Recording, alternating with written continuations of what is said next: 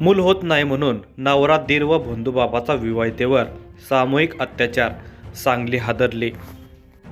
समाजात शिक्षणाचे महत्त्व वाढले आहे, पण हे शिक्षण केवळ नोकरी मिळवणे आणि पैसा कमवणे इतकेच मर्यादित राहिले की काय, अशी शंका निर्माण व्हावी असे वातावरण आहे। त्याला कारण आजही लोक कोणत्याही थोतांड व भोंदूगिरीवर विश्वास ठेवताना दिसतात। वैद्यक शास्त्राने अचंबित करणारी प्रगती केली असली तरी लोक तोडगा काढण्यासाठी भोंदूबाबाच्या चरणी माथा टेकतात, त्याचे पाय धुवून पाणी पितात, ते सांगेल ते करतात, मग ते कितीही अमानवी अघोरे असले तरी पण। सांगली शहरात एका सुशिक्षित तरुणाचा विवाह झाला, पण त्याला मूलबाळ होत नव्हते, म्हणून त्याने दवाखान्याऐवजी एका भोंदूबाबाचा दरबार गाठला। एकतर तो भोंदू त्यात एका विवाहितेला मूल होत नाही म्हटल्यावर त्याला आयते कोलीतच मिळाले होते। त्याने तिच्याच घरात जाऊन तिच्यावर नवरा आणि दिराला अत्याचार करायला लावला। तसेच तिचा पती, सासू सासरे, दीर असे सगळे असताना त्यानेही तिच्यावर अत्याचार केला। हे सगळे झाल्यानंतर तिच्या नवऱ्याने त्या भोंदूला चांगले पैसेही दिले, पण या सगळ्या नीचपणात ती विवाहिता मात्र हबकून गेली होती। काही दिवस चूप राहिल्यानंतर मात्र धाडस करून तिने पोलीस ठाण्यात दाद मागितली।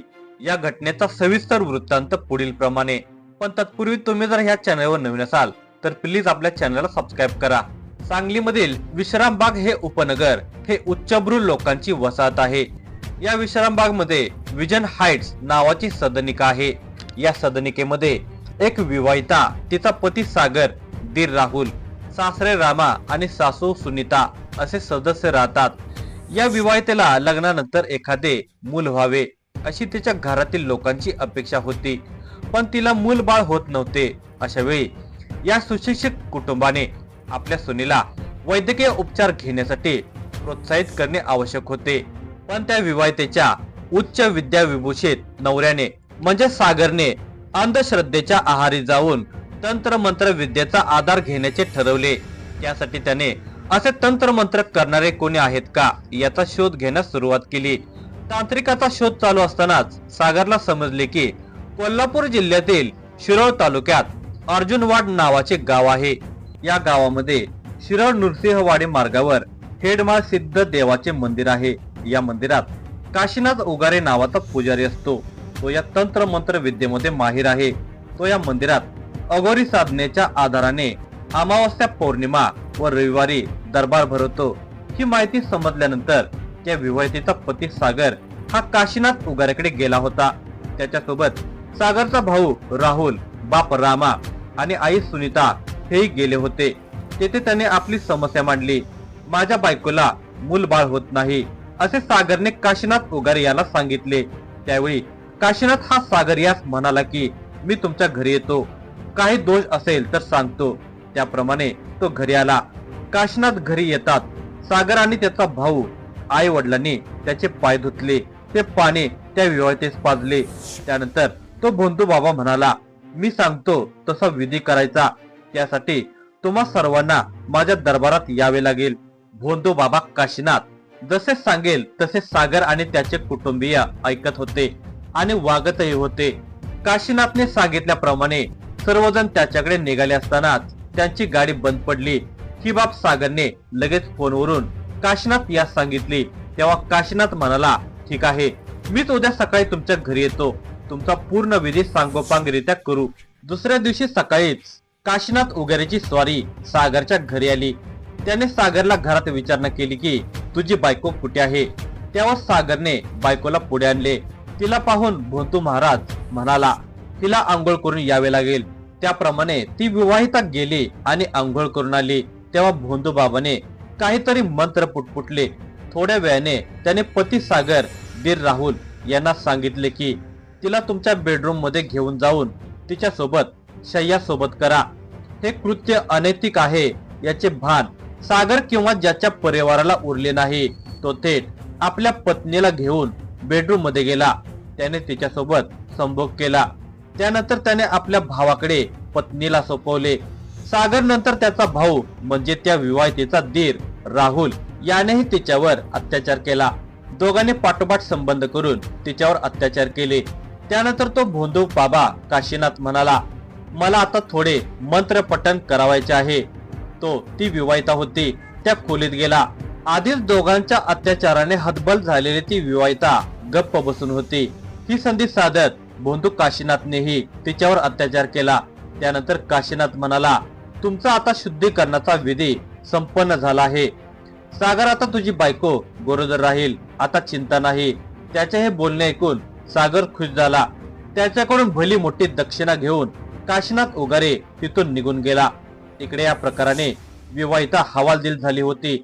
एका भोंदू बाबाच्या सांगण्याप्रमाणे नवरा, दिराने आणि स्वतः भोंदू बाबाने आपल्यावर बळजबरी केली. याचा तिला धक्का बसला. तिलाही सारे लोक हैवान वाटू लागले होते. ज्याच्यावर विश्वास ठेवून ती लग्नगाठ बांधून या घरात आली होती, त्या सुशिक्षित नवऱ्यानेच आपली हैवानियत दाखवली होती. यामुळे ती मानसिक दृष्ट्या अस्वस्थ झाली होती. पण याबाबत कुणाला सांगणार? घरात सांगितले तर आपले कोणी ऐकणार नाही हे तिला माहित होते. माहेरी कोणत्या तोंडाने सांगावे असे तिला वाटू लागले. या अवस्थेतच घटनेनंतर काही दिवसांनी ती माहेरी आली. माहेरी आल्यावर सगळ्यांशी हसत खेळत बोलणारी आपली मुलगी बोलत नाही हे घरच्या लोकांच्या लक्षात आले. ती एकटीच बसते, कुणाशी बोलत नाही. आईशी मन मोकळेपणाने बोलत नव्हती. हे पाहून आईलाही ठीक वाटले नाही. सगळ्यांसमोर ती आपले दुःख व्यक्त करणार नाही म्हटल्यावर तिच्या आईने एके दिवशी एकांतात घेऊन तिला याबाबत विचारले, पुरी, अशी काय एकटी एकटी बसतेस? कोणाशी बोलत नाहीस, मिसळत नाहीस? काय झालंय ग? सासरी काही झालंय का ग? अगं माझ्या समोर तरी मन मोकळ कर. असे म्हणताच ती आपल्या आईच्या गळ्यात पडून रडू लागली. तिच्या आईनेही तिला काही वेळ रडू दिले आणि तिला शांत करत, नेमकं काय झालंय ते सांग मला असे म्हणत विश्वासात घेऊन तिला विचारले असता तिने आपल्यावर काय प्रसंग गुदरला याबाबत सांगितले. ते ऐकून आईच्या तळ पायाखालची जमीन सरकली.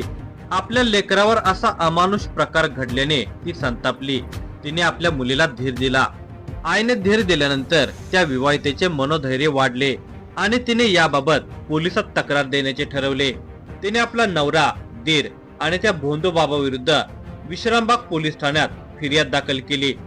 कलम 376(5)(34) सह महाराष्ट्र नरबळी व इतर अमानुष मानवी अनिष्ट प्रकार व जादूटोणा प्रतिबंधक करण्याबाबतचे समूळ उच्चाटन अधिनियम 3233 प्रमाणे गुन्हा दाखल होताच विश्रामबाग पोलीस ठाण्याचे पोलीस निरीक्षक प्रवीण कुमार कांबळे यांनी तिचा पती सागर, त्या विवाहितेचा दीर राहुल, भोंदू बाबा काशीनाथ उगारे तसेच सासरे रामा आणि सासू सुनीता यांच्या विरोधात गुन्हा दाखल केला आणि त्यांना अटक केली. या सर्वांना न्यायालयात उभे करून त्यांची 1 दिवसांची पोलीस कोठडी घेतली. सध्या सर्व संशयित कारागृहात आहेत. विश्रामबाग पोलीस ठाण्याचे पोलीस निरीक्षक प्रवीण कुमार कांबळे यांनी आवाहन केले आहे की भोंदू बाबा काशीनाथ उगारे याने सांगली, मिरज, शिरोळ, अर्जुनवाड सह अन्य ठिकाणी फसवणूक केली असेल तर विश्रामबाग अथवा त्या ठिकाणी असणाऱ्या पोलीस ठाण्याशी संपर्क साधावा. भोंदू बाबा काशीनाथ उगारे याने मूलबाळ होत नसल्याच्या कारणाने तंत्रमंत्र करण्याच्या नावाखाली त्या विवाहितेवर नवऱ्याबरोबरच तिच्या दिराला आणि स्वतः त्या विवाहितेशी शरीर संबंध ठेवले. एक प्रकारे तिच्यावर सामूहिक अत्याचार केला. अंधश्रद्धेच्या नावाखाली सुशिक्षित कुटुंबाने आपल्या सुनीला अघोरी बाबाच्या स्वाधीन केले. ही बाब किळसवाणी तर आहेच, पण असे सुशिक्षित लोक या भोंदू बाबाच्या नादी लागत असतील तर अडाणी लोकांचे काय, ही विचारात घेण्याची गोष्ट आहे.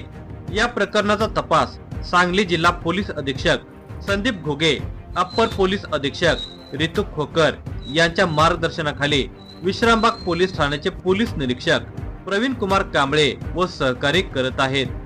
तर मित्र मैत्रिणींनो, तुम्हाला ही व्हिडिओ कशी वाटली हे आम्हाला कमेंट करून नक्की सांगा आणि ह्या व्हिडिओला जास्तीत जास्त शेअर करा आणि लाईक करा. आणि तुम्ही जर ह्या चॅनलवर नवीन असाल तर प्लीज आपल्या चॅनलला सबस्क्राईब करा आणि अशाच नवनवीन व्हिडिओच्या नोटिफिकेशन येण्यासाठी बेल आयकॉन क्लिक करायला विसरू नका. धन्यवाद.